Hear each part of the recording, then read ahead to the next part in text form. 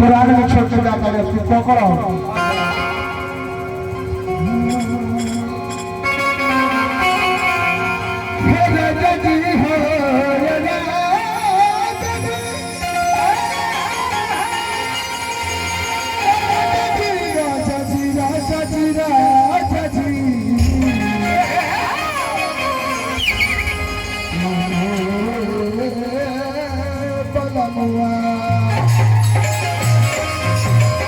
बहुत अच्छे हमारे परमत भैया म्यूजिक डायरेक्टर स्टूडियो के बहुत अच्छे कलाकार सौभाग बहुत अच्छा कीबोर्ड भी प्ले करते हैं पूरे टीम को से दिल से लव यू बाबा अरे प्रिय ही लगन अरे कि तू शादी रचबलू अरे कि मंगिया में हमारा अपनी कैमरे पर ध्यान दे सरीखे पर मत ध्यान दे खाली जो मुंह भी करती है अरे कि यही लगन में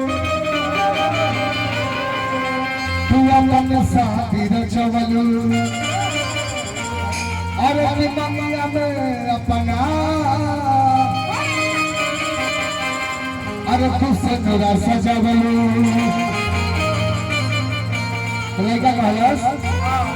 अरे कि तोड़ के चल तू गइलू अचके दिल के बंदा तू करवा जा लड़का कहलस अरे कि छोड़ गया सही राजा कि दिल तोड़ गया सही राजा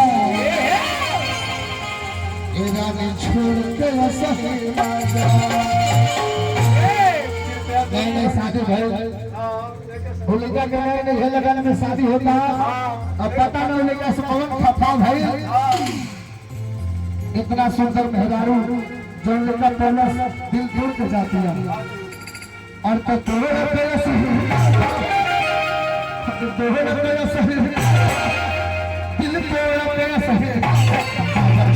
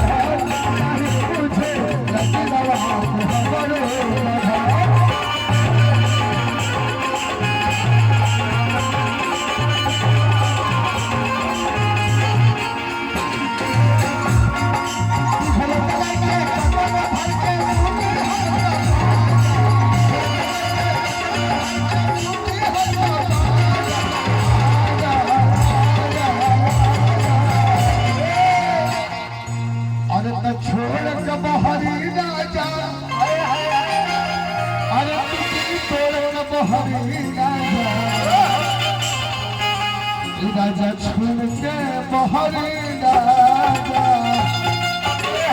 लेकिन नहीं भावा पिंटू दूसर